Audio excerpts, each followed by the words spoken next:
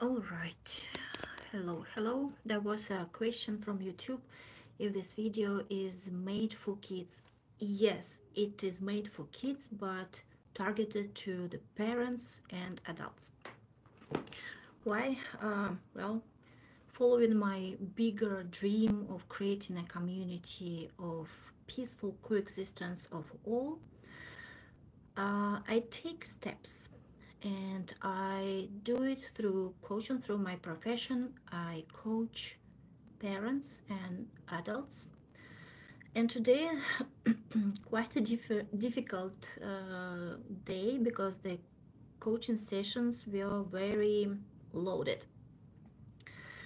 And the first coaching session was with a deaf person.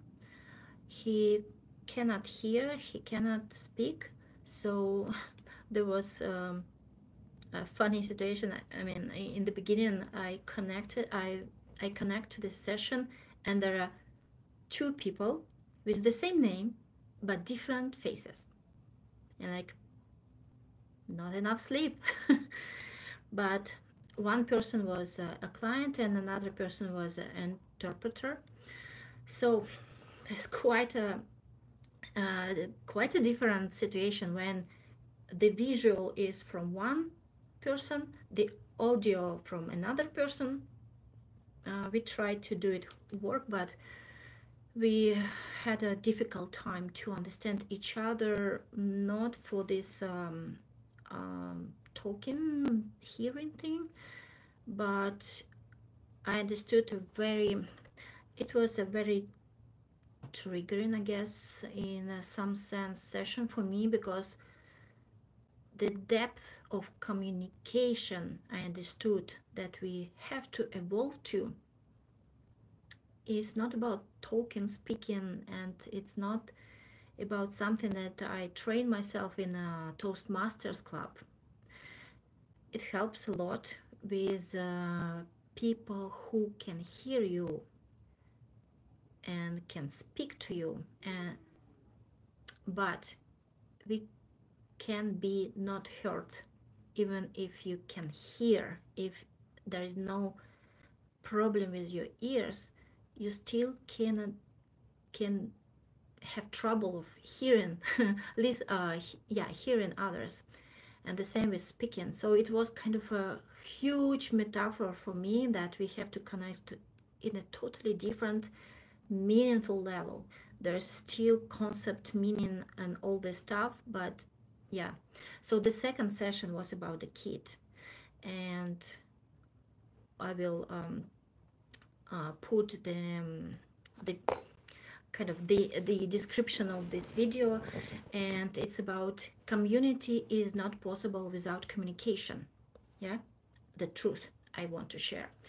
Then I want to analyze two cases or two sessions from today, what a deaf person has in common with this difficult child in a family. I will start with the second one because it was the most recent. So uh, I will describe the situation, okay? The difficult child, 9 years old, and I'm coaching her mom, and we talked about emotional maturity, about how the kid interacts with other kids in school, and she has problems, and the maturity. I asked how they ranked their maturity on the conflict resolution skills and on the communication skills. Well, fair enough. Nobody asked why she has this level of skills, and mom said that it's a pandemic child. The child was 4 years old when the pandemic was happening. So pandemic child means that the screens were the resource for parents to do the work, and the children were with the screens. So the communication issues later in life, the attunement attachment issues with parents, like so much harm of those screens, and still continue, right? So situation. Downtime. So the child is at school for several hours with communication issues, trying to defend herself as she can, or navigate the reality as she can. Then a lot of stress. I can imagine if she's dealing with more mature school kids who can navigate the conflict, but yet they are fighting with her. Like, who is in charge of the conflict resolution? Two parts, of course. She comes to her house, and there is a downtime. It's called downtime when everybody come to the house and they need downtime to change from work or school environment. Mom is still in at her work. There's a father who is watching TV, downtime. There's an older kid, 16, 17. She's listening to music. And there is a younger kid, 99 years old, who is watching YouTube Kids for her educational communication purposes or downtime.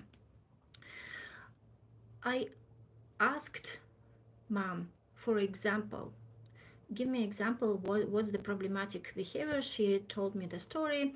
The kid told somebody the name, and I asked mom, where do you think she learned it?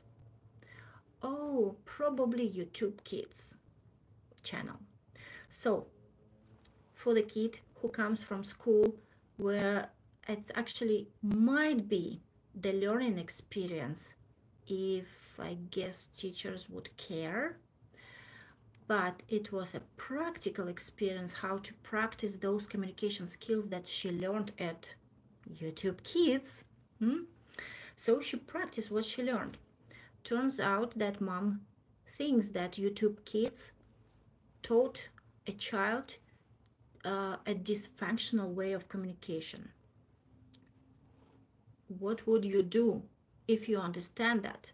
You would replace this educational resource, right, for your kids, so make it possible to learn communication in a proper way. But it's a deeper issue right here. So the kid comes to home, nobody asks her how she feels, nobody is interested in her life. She is given this downtime. There is no uptime. Nobody can uplift her. Nobody can up, I don't know, with their interest to her life.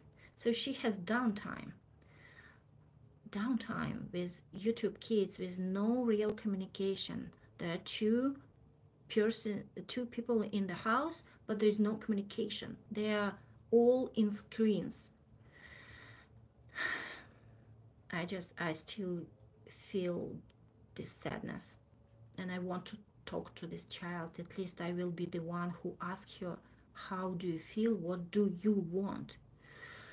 But to connect this story to the first one with a deaf person who cannot talk, who cannot hear,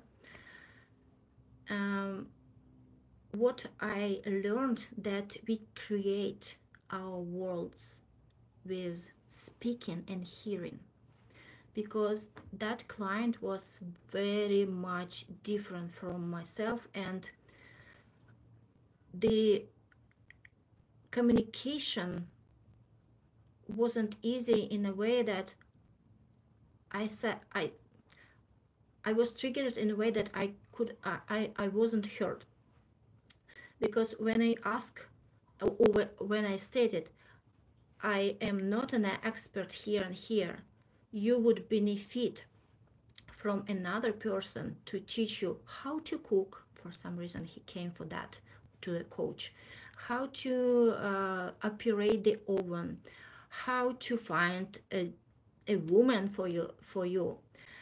Those how to skills, life skills, are better received and learned from real people with a similar situation as yours.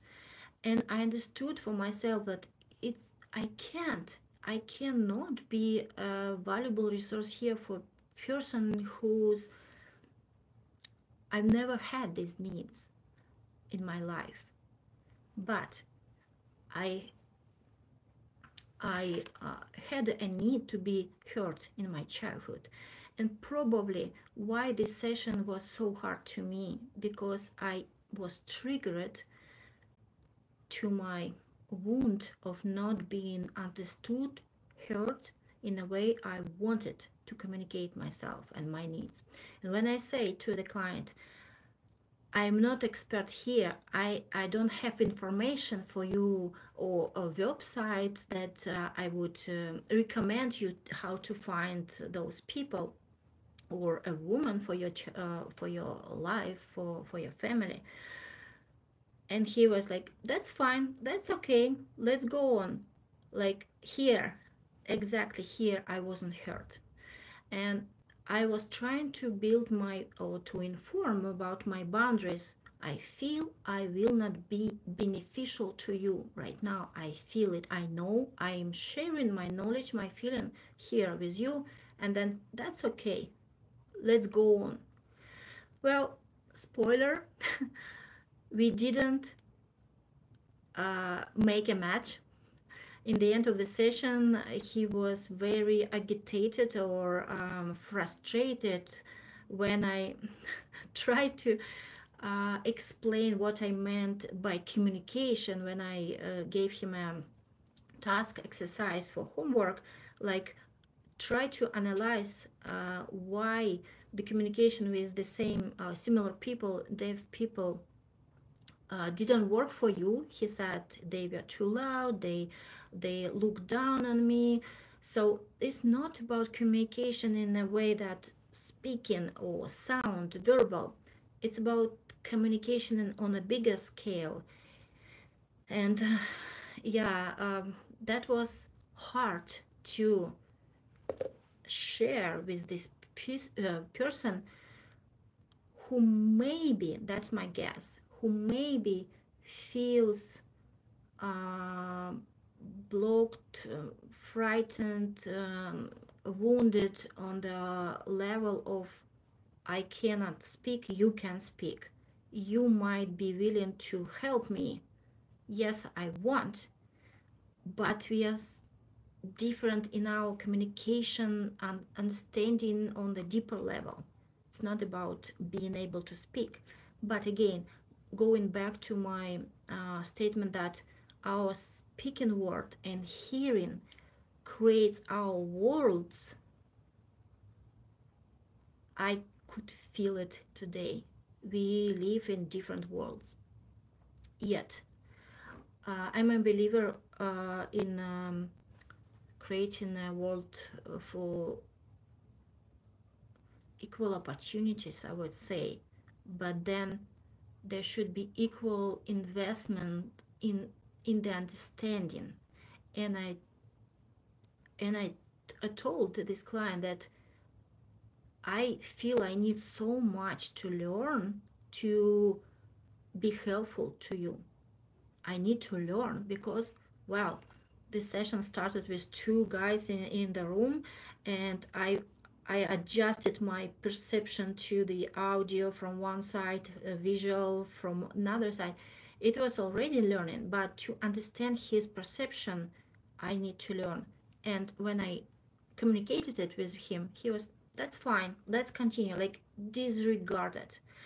So, going back to the child, how she can learn how to communicate effectively if there is nobody to hear her needs, to listen to her, to ask her questions, to let her speak about what she wants. And all adults in her household can speak, can hear, but they cannot.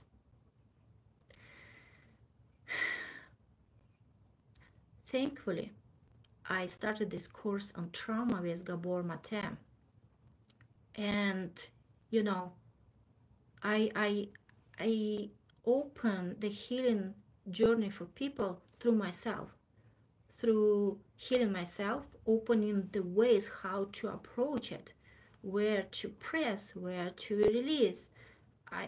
I need to understand it myself, what triggers me, how I can reframe it, how can I use my trauma and wounds to guide me to be a more powerful, more free me. Because that's an interesting point Gabor made, that what is recovery in drug addicts or different addicts. Recovery is coming back to yourself, to yourself. So that's what we are doing in coaching too, going back to ourselves, recovering who we are. But it needs communication a lot.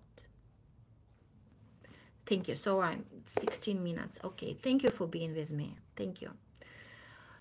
Please write your comments. Whoever watches this live, I will post it on my account.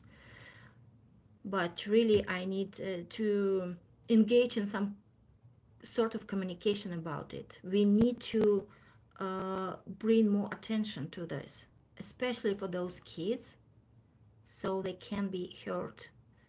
They could be the center of our attention because they need it to become who they are. Yeah, follow the kids.